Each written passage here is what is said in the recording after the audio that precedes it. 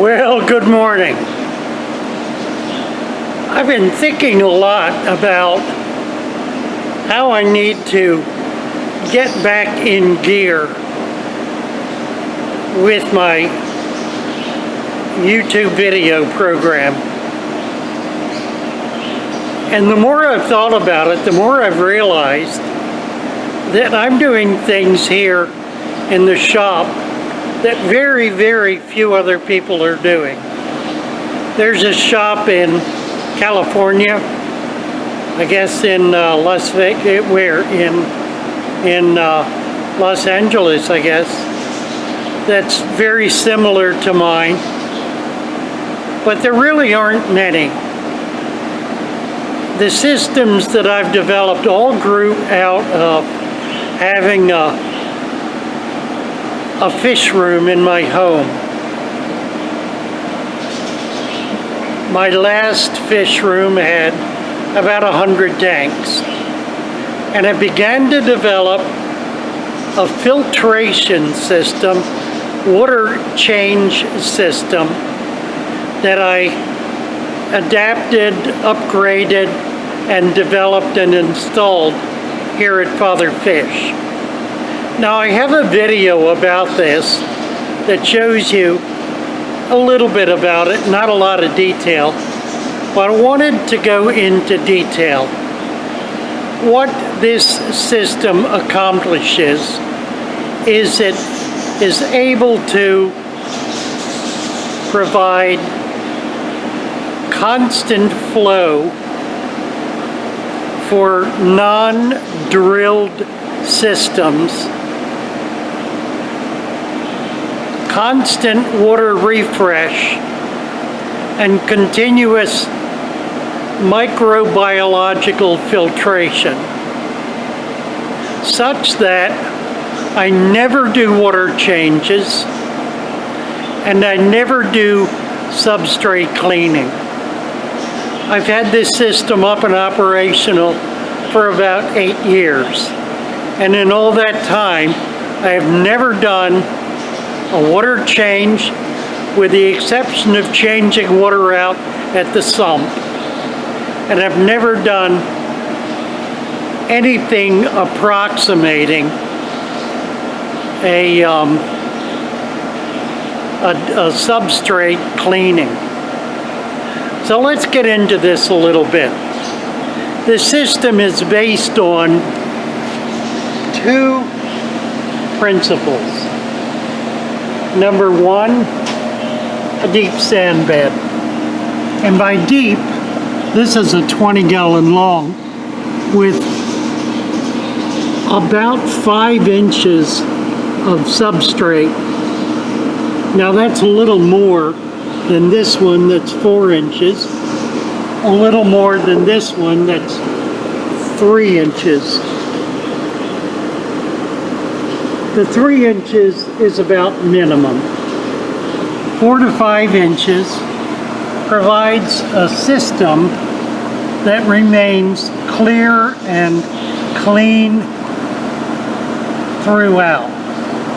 Now you will notice that all of the plants, or many of them, look kind of shabby. We have not ordered new plants for about a month, and we've sold out of virtually everything. So you won't see lush plants the way you normally do. We sell plants out of our tanks. And so there's a continuous change. The reason we do that is because when we plant the plants, they immediately begin growing. So we're selling growing plants, not plants that have been sitting in rock wool pots or simply floating in a tank, but plants that have actually been in substrate and have been growing from the day we get them in. And we get them directly from a plant farm. So they've been growing on the farm, come in here, continue growing. So they have virtually no downtime. The day or two involved in packing out and and shipping. These are albino credences, and if you'll notice, they're beginning to color up. I got these about 4 months ago as fry, and it looks like we're going to begin getting some spawnings probably within the next couple of weeks. We're getting real close. All right, so what is the system? Well, the system puts water in the tanks. So you can see from the dripping here. Let's see. These are kind of turned off or turned way down. Probably,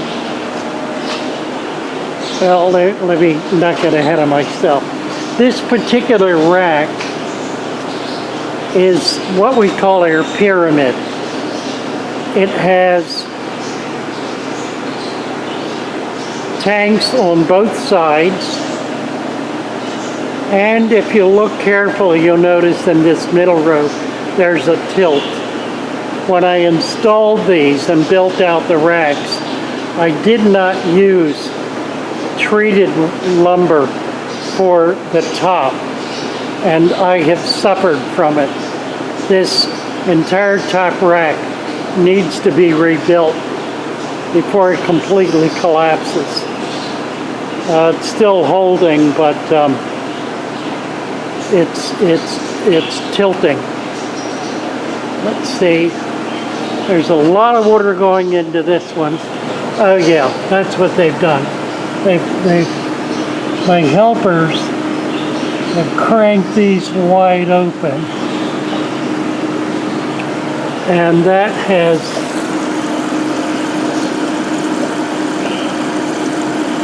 produced a situation where there's no water coming into the other side. So I'm cutting these all back because they're over producing. This one will get a little more water going in, and then I'm going to go back over to the other side and kick it up a little bit because they're all turned off. Okay, so a little bit of flow in these. Never do much, just enough to keep a trickle going into the tanks. All right. Okay, so how does this system work? It is set up so that it can be added to. You can set it up for one tank, or you can do a row of tanks as long as you care to create them. This is another rack here.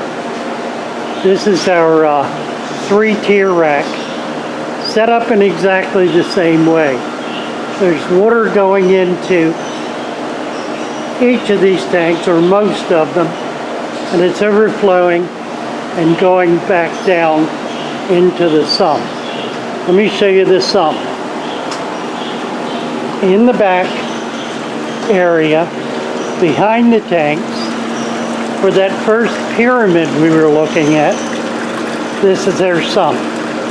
Now typically we have these filter bags over the sumps. Somebody got lazy and decided not to clean them, so there are no bags hooked up. Typically there are bags hooked up. But you can see the level here is about 7 or 8 inches down. The micron filter bags, of course, take out very tiny particulate matter. It'll actually filter bacteria. In the bottom is deep sand bed, which is just exactly what we have in the tanks. It's about 7 inches of sand. Now that's the sump for the pyramid. For the 3-tier, we have a sump here with a few koi in it. And this sump is running the 3-tier system. Water flows into it and is pumped back out. The ball cock, you see, is a fill system running off of this vat. The vat, which is currently filling, contains water that's coming off of our RO system. So let me show you the RO system. This, if you can see it with all the junk in the front, this is RO water in this vat. The vat above it contains salt water, and that's the Merlin RO system. That system will put out hundreds of gallons of RO a day. We turn it on as needed. Right now it's on, and I have, because I don't need water in this RO vat, I've got both the RO and the wastewater lines going into the wastewater out to the tank pipe. We have a drain down here for when we only need RO and don't need the wastewater. So, that is to say, the water going into this large vat is the wastewater from the RO system. I have a charcoal filter in line on that system in order to remove chlorine. There is no chloramine, no ammonia in the Venice City water that's delivered to us. So this vat is filling with dechlorinated, very hard, very alkaline water. The ppm can range upwards of 400. Very hard water. The water is pumped out into these two vats that you looked at that have floats in them to keep the level even. So as water is removed for packing out, it's immediately replaced from the new RO water, the new RO wastewater tank. So we're getting continuous water changes flowing into the systems. Once in a great while, we will put a line, a hose into the vat and drain it out the back door. If the pH begins to drop or the nitrate levels get too high, then we'll do that. We'll do a major water change, about 100 gallons. That happens maybe once every 3 or 4 months. Not often, and it's really not a big deal at all. It's a very small deal. Okay, so let's take a look at how this system works. I'm going to move the freezer aside so we can look at the overflow system, give you a better idea. Let's see, this is not part of anything, so let's get it out of the way to reduce confusion. There are 2 lines, actually 3 lines going to each tank. One is the water delivery line. That's this, with these valves on it. The second is the overflow line, and you'll see a pipe coming down in each tank. That's a siphon. The water siphons out, comes down here, up this U-tube, hits the top of the U-tube at this T, and overflows as the water level rises above this point, overflows down into the vat in the back. This open pipe prevents a complete siphon. It breaks the siphon. It breaks it at a point, however, where there's a natural overflow. As more water goes into the tank, it overflows through the bottom of this T. think about it for a minute. If you can't figure it out, just think it through. It's really an extremely simple system. It was adapted from 18th century boiler systems that work in exactly the same way. They have an overflow. The overflow prevents the water level from rising above a certain point in the boiler. Well, the way this is set up, we have one tank here. We have a second tank here with a drop pipe. 3, 4, 5, 6. They're all on one row. They're all on the same level. And the water level in every one of them is identical. So it siphons out at the same level in every tank. And one of the things that everybody worries about is disease going from one tank to another. And that's the scourge, of course, of universal filtration systems. In this case, there is none. And the reason is this valve determines how much water goes in the tank, which determines how much water comes out of the tank. Now, the only way water gets in this tank is through this valve, and that's filtered water. That's water coming directly from the sump. So by shutting off a valve, you're shutting off that tank from the rest of the system. And that works on all levels. Simple question, but an important one is, how do you start the siphon? Well, we have little pipes.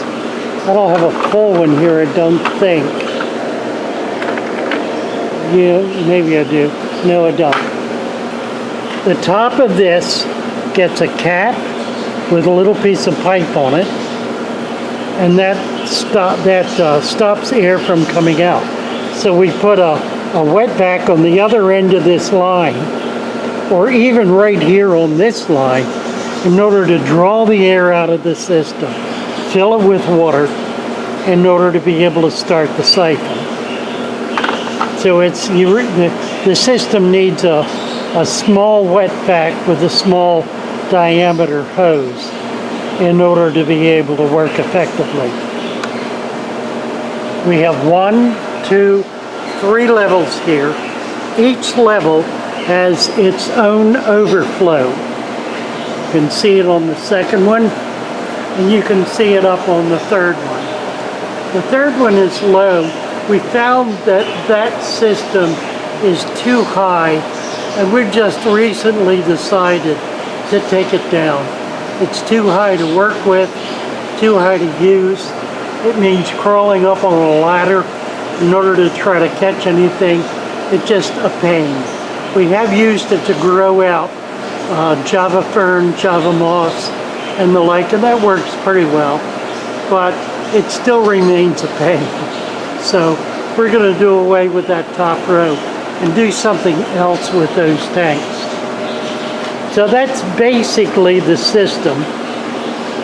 There are occasionally glitches that occur. Let's see, one thing I did want to mention is these strainers. This is a commercial grade woven plastic fabric that works perfectly to prevent fish and other clogging things from getting up into the system. It's a little mulm in there. Let's see with this one. Now we keep it down low in order to create as large an open surface space as possible so that it doesn't become clogged up and blocked. These are a little fine. With a lot of mulm in the system, it can become blocked. So a strainer system of slots in the pipe would be more effective. You can see as we go down, each of these tanks has a deep sand bed that never gets cleaned. water that never gets changed, and that never mixes with the water in the tanks alongside them. They remain independent systems, independent tanks, but they're operating off of a single water delivery system. So that's basically the way the system is put together and works. As a result, we do not do water changes, at least not in each individual tank. We do not do substrate cleaning, and other than wiping off the outside of the tanks, we never get an algae buildup. It just does not happen. We have enough plants growing in the tanks to prevent that, enough water flow to keep the nitrate level down, and with that sand cover on top of the dirt, we're keeping nutrients down under the sand in the substrate where they belong and not up in the water column. So there you have it. That's basically the way our system operates. It is virtually trouble-free. Okay, so while I'll give you a little bonus while we're walking around, let's take a look at the black water tank. Looking pretty clear.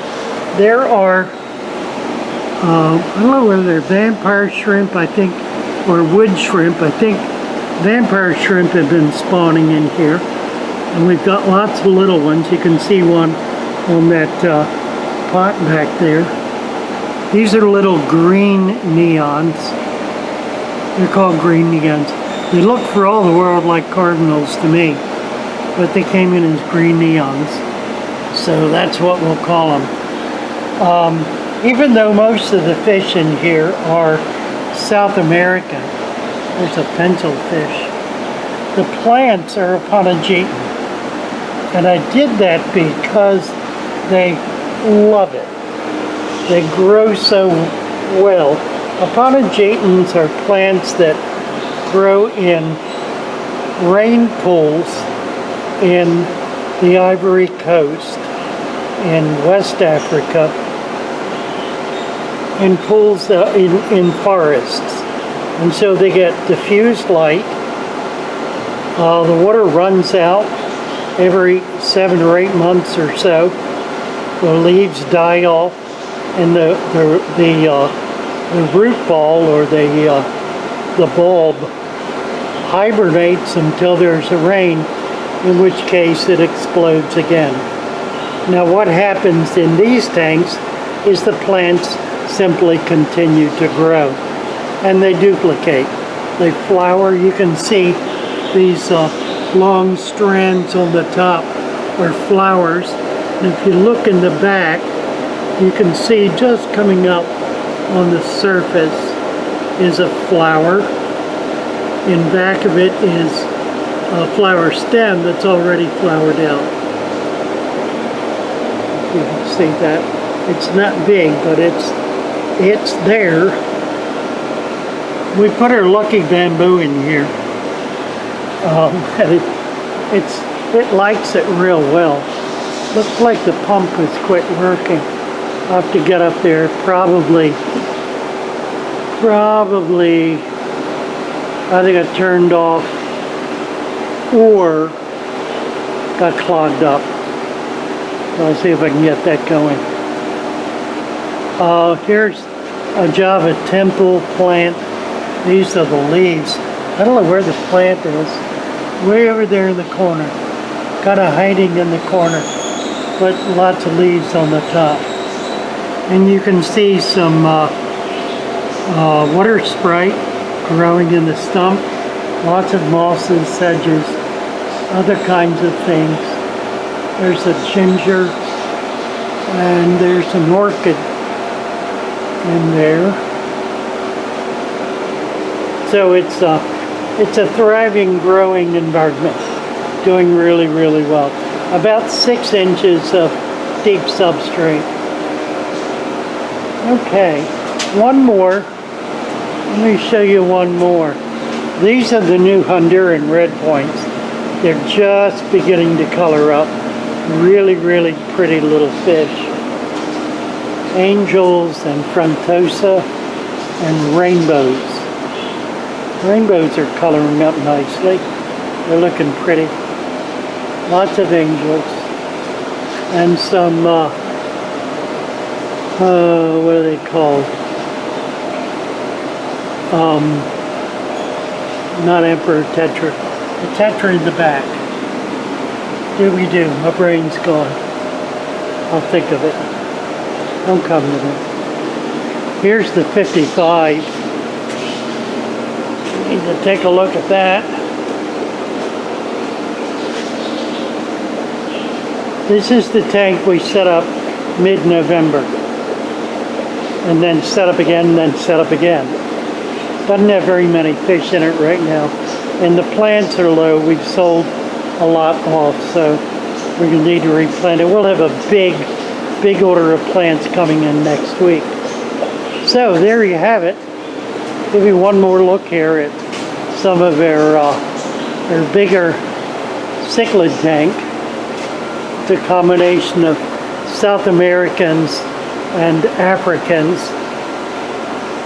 And they all love each other. Actually, they don't love each other so much as there's so many of them in there they can't find their nemesis. So they never get to beat on the same person twice. That looks like a pair of Johanni over there. That's kind of interesting. I'm going to need to pull them out and set them up.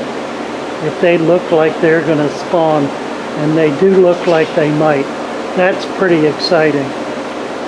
That's a good looking pair of fish. Some nice blue dolphins, maybe a pair there as well. Being shut down for a couple of weeks and having people come in and feed once a day has been good for the fish. We're not mucking around in the tanks every day trying to catch stuff. They get a little bit of food pretty much every day, and they're able to go about their normal activity. So they're looking pretty healthy and happy. Okay, so that's the system I wanted to show you. If you have any questions, put them down in the comments section, and I'll be very happy to respond to you. I want to recommend this as a system that you can adapt for home fish rooms. There are a few caveats, not many. I'll go into it if you're really interested in doing it. It's super simple, super effective, and maintenance and pretty much maintenance and trouble free. It also substantially reduces workload. So thanks for plugging in. Thanks for checking out this video. And I look forward to seeing you. We are live streaming Monday and Wednesday at 3 afternoon Eastern Standard or Daylight Savings Time on the East Coast. See you then. Thanks for checking out the video. Be sure to like and subscribe if you have not. It'd be nice to have you on board. Bye for now. God bless you all.